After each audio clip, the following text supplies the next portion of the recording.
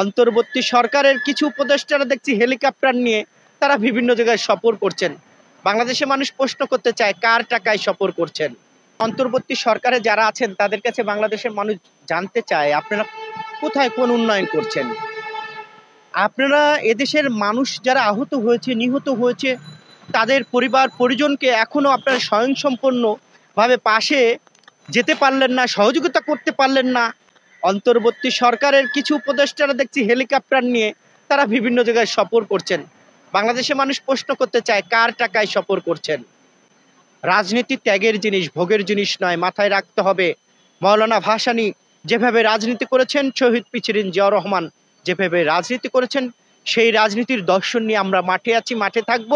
অন্তর্বর্তী সরকারে কিছু কিছু উপদেষ্টারা ভোগ বিলাসে ব্যস্ত, তারা ভোগের রাজনীতি করে, তারা ত্যাগের রাজনীতি করে না। জনগণকে সাথে তারা প্রতারণায় লিপ্ত হয়েছে। তাদেরকে বলবো, জনগণের সাথে প্রতারণা যদি করেন তাহলে জনগণ আপনাদেরকে ক্ষমা করবে না। জনগণের টাকা নিয়ে ভোগ বিলাস করবেন, আবার জনগণের বিরুদ্ধে কথা বলবেন, তাহলে এদেশের জনগণ কিভাবে আপনাদেরকে রুখে দেবে সেদিন আর বেশি দূরে নাই। কাজেই আপনি হেলিকপ্টার নিয়ে কার টাকায় ঘুরছেন এ জাতি জানতে চায়। ভোগ বিলাস করে এও শুনেছি অনেকেই নাকি বিদেশে পাড়ি জমিয়ে হাজার হাজার কোটি টাকার মালিকই হয়েছেন। এদেশের জনগণ আওয়ামী লীগের শাসন আমলে যারা অন্যায় অত্যাচার এবং নির্যাতন নিপীড়নে মেতে উঠেছিল, হাজার হাজার কোটি টাকা বাইরে পাচার করেছিল, তাদের তথ্য বাংলাদেশের জনগণের কাছে আছে। সেই অর্থ বাংলাদেশের জনগণ ফিরিয়ে আনবে। অন্তর্বর্তী সরকারের কিছু উপদেষ্টা তাদেরকে সতর্ক করে দিতে চাই, বাংলাদেশের মানুষের টাকা নিয়ে যারা ভোগ বিলাসে মুগ্ধ থাকবে এবং বিদেশে পাড়ি জমাবে, তাদের বিচারও এদেশের জনগণ করবে। আওয়ামী লীগের দুঃশাসন এবং শেখ হাসিনার প্রতিচ্ছবি প্রতিটি ওয়ালে, প্রতিটি জায়গায়, সেটা রাতের আধারে আওয়ামী লীগের প্রেতাত্মা, ভারতের প্রেতাত্মারা মুছে ফেলার ষড়যন্ত্র এবং মুছে ফেলার চেষ্টা করছে। অন্তর্বর্তী সরকারে যারা আছেন তারা কি লেমন জুস খাচ্ছেন? তারা কি আঙুল চুচ্ছেন? যদি লেমন জুসের শর্ট পড়ে যায়, না পাওয়া যায়, তাহলে আমাদেরকে বলুক, আমরা তাদেরকে দেই, লেমন জুস খাক, ওখানে ঘুমিয়ে থাকুক।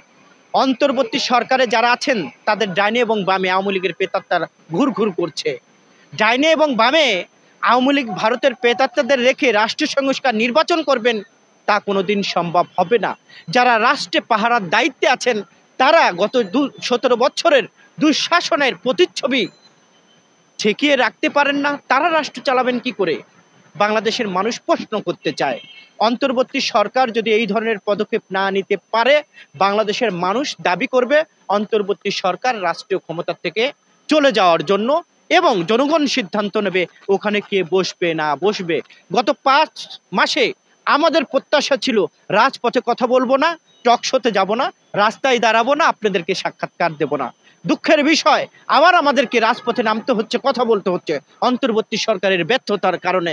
গত 5 মাসে আপনারা আওয়ামী লীগের প্রেতাত্মাদের আইনের আওতায় এনে বিচারের কাজ সম্পন্ন করতে পারলেন না, জাতি হতাশ হয়েছে। যদি না পারেন তাহলে ক্ষমতা ছেড়ে দেন, এদেশের জনগণ সিদ্ধান্ত নেবে কাকে কিভাবে বিচারের কাঠগড়ায় দাঁড় করে এই যে 0 পয়েন্টে ফাঁসির মঞ্চে ঝোলানো।